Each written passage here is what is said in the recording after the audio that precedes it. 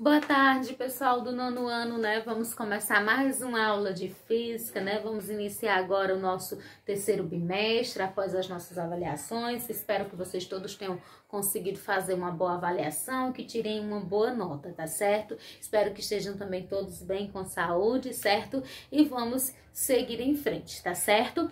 Nós vamos iniciar agora o capítulo 17, na página 288, onde a gente vai falar sobre óptica, o estudo da misteriosa natureza da luz. Então, pelo tema, vocês já estão percebendo que a gente vai falar sobre luz, certo? Então, quando a gente fala sobre luz, surgem várias perguntas, como, por exemplo, como as cores são formadas, por que nossa imagem é refletida em espelhos, de que maneira podemos ver uma estrela que se encontra a bilhões de quilômetros, o que é um arco-íris, o que a luz tem a ver com a nossa capacidade de enxergar as coisas. Então, essas são inúmeras perguntas que estão relacionadas ao estudo da luz. E não são perguntas que passaram a interessar só agora, não. Desde a antiguidade, muitos cientistas, certo? Como, por exemplo, o francês René Descartes, Isaac Newton, Frederic Gauss, são cientistas que voltaram boa parte da sua vida e boa parte dos seus estudos para estudar a luz. Hoje em dia, a luz ela é estudada dentro de um ramo da física que se chama óptica, tá certo? Então, óptica é um ramo da física que estuda a luz. Então, é isso que a gente vai trabalhar agora nesse capítulo. E a gente vai trabalhar ele provavelmente 3 vezes, porque ele é um pouco extenso e também porque a gente tem muito tempo ainda pela frente e o conteúdo já tá ficando pouco, mas vai dar tudo certo. Se preocupem não, porque aí quando a gente precisar que encerrar tudo do livro de vocês, tem alguns conteúdos extras, como velocidade média, como trabalho, que eu vou passar para vocês, para preencher, para que vocês, o ano que vem, possam utilizá-los no ensino médio, tá certo? Então, a óptica tem por objetivo o estudo das propriedades da luz, tá certo? E nesse estudo das propriedades da luz, ele estuda a forma como ela é produzida, propagada, detectada e medida, certo? Então, a óptica, ela é o ramo da física que vai estudar especificamente a luz e também tudo isso que eu já falei, como ela é propagada, como ela é medida, certo? E o que seja luz? Luz é uma palavra que tem origem no latim, que vem de lux, que significa luz, certo? E ela é uma energia eletromagnética, lembrando que as ondas eletromagnéticas são aquelas que se propagam, que não precisam de um meio material para se propagar. Como a gente já falou na aula anterior sobre as ondas, eu acho que vocês lembram que eu falei sobre isso. Então, as ondas eletromagnéticas são aquelas que conseguem se propagar na ausência de um meio material, que não precisam de um meio material para se propagar. É por essa propriedade que a luz do Sol chega até nós, porque ela consegue viajar no vácuo e chegar até o planeta Terra. Se não fosse ondas desse tipo, a luz do Sol não chegaria até nós, tá certo? Então, a luz é uma energia eletromagnética do tipo radiante, que brilha, né, que tem brilho, e que é responsável pela sensação visual, tá certo? A luz, ela tem velocidade finita, ou seja, a velocidade dela tem fim. E antes da gente falar de velocidade, já vou adiantando que é a maior velocidade que nós temos conhecimento, certo? E ela tem uma propagação linear, certo? Então, agora nós vamos falar sobre as fontes de luz. Todos os corpos todo corpo visível emite luz. Então, todos esses corpos que emitem luz, eles são considerados fontes de luz. Essas fontes de luz, elas são classificadas em 2 tipos. Fonte de luz primária e fonte de luz secundária. Vocês já devem ter visto isso em séries anteriores, lá pelo 5º ano, por aí, como corpos luminosos e corpos iluminados. É a mesma coisa, tá certo? Então, as fontes primárias, que a gente define como os corpos luminosos, são aqueles corpos que têm luz própria. Como exemplo, a gente tem a chama de uma vela, a luz do Sol e das demais estrelas. Então, esses são corpos luminosos que possuem luz própria. Esses corpos, essa luz própria pode ser temporária ou pode ser permanente. Por exemplo, a chama de uma vela é uma fonte de luz própria temporária, porque ela se acaba. E o Sol é uma fonte de luz própria permanente, mas que a gente sabe também, né, como a gente já falou na aula, que uma hora vai se extinguir. Mas como vai demorar mais tempo, a gente diz que é permanente, certo?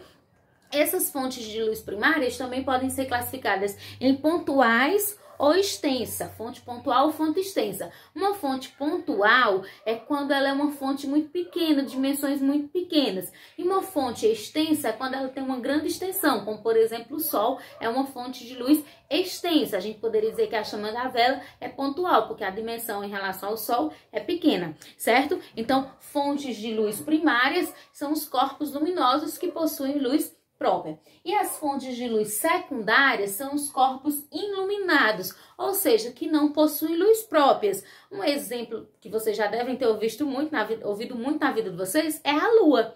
A Lua, ela é de fato um corpo iluminado, ela não tem luz própria. A luz que a gente vê da Lua à noite é a luz do Sol. O Sol, assim como o Sol ilumina o nosso planeta Terra, ele ilumina a Lua também. Certo? Então, por isso que ela brilha e por isso que a gente consegue identificar as fases dela. Mas ela não tem luz própria, ela é iluminada pelo Sol. Então, a luz é classificada como uma fonte secundária, como um corpo iluminado, que são os corpos que não têm luz própria, certo? Agora, nós vamos falar sobre luz e sombra. A sombra, ela existe porque, assim, quando um corpo emite uma luz, ele emite essa luz em todas as direções. Essa luz, ela vai ser emitida de forma retilínea, em linha reta. Só que aí, quando essa luz é emitida, ela vai encontrar um corpo, esse corpo vai funcionar como se fosse um obstáculo, e aí a luz não vai conseguir passar completamente. Na região depois desse corpo, o que forma é a sombra, tá certo? Como vocês podem ver aqui, ó, tá lá na página 289 do livro de vocês, certo? Aqui é a formação da sombra, certo? É o que essa parte aqui é a fonte de luz, espero que vocês possam estar vendo, que é a fonte de luz. Aqui é o objeto e aqui é o cone da sombra, que é a região da sombra. Muitas vezes, quando essa fonte de luz é muito extensa, vai formar o seguinte, ó, pessoal, espero que vocês... Aqui você tem a fonte, certo? E aqui você tem a região de sombra e aqui em cima e aqui embaixo você tem uma região mais clarinha que a gente chama de penumbra, certo? Que é a região de penumbra, tá certo? Na formação da sombra. Vocês podem também estar olhando no livro, né? 289, 290, tá bom? E agora a gente vai falar sobre o que sejam corpos transparentes, opacos e translúcidos. Essa classificação, ela vai ser classificada de acordo com o comportamento da luz que incide sobre determinados corpos, certo? Então, de acordo com a forma do comportamento da luz nesses corpos, aí nós classificamos eles em transparentes, opacos e translúcidos.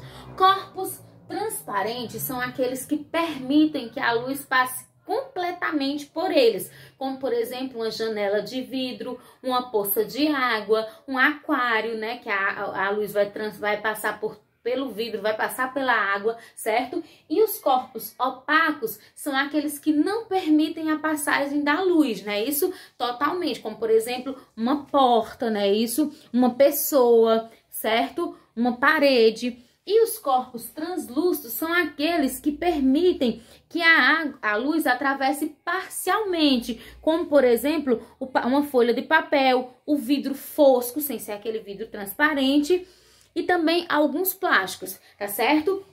Então, ó, retomando, os corpos transparentes permitem a passagem completa da luz, os corpos opacos não permitem a passagem da luz e os corpos translúcidos permitem a passagem da luz de forma parcial, tá certo? Então, pessoal, por hoje era só, né? A gente vai ficando por aqui nessa parte do capítulo. Vou colocar para vocês páginas do conteúdo até onde a gente viu hoje, para vocês poderem pesquisar na hora de resolver a atividade, e vou colocar as questões que eu quero que vocês façam, tá bom, pessoal? Rapidinho, vou apagar aqui para poder colocar, tá certo?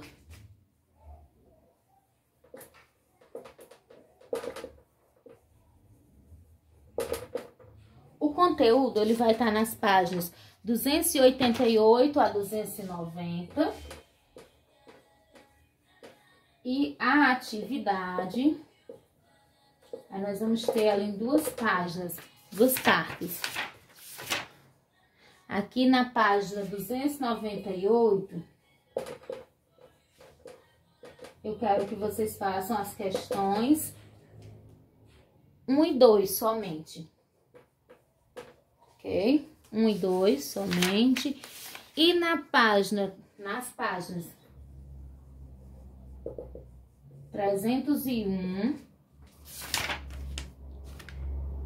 301 e 302, aí eu quero que vocês façam as seguintes questões. Na 301, a primeira. Aí na 302, eu quero que vocês façam 4, 5, 4 e 5. E pronto. Então, por hoje são só essas questões. 298, questão 1 e 2. E 305, 302, questões 1, 4 e 5. Tá bom, pessoal?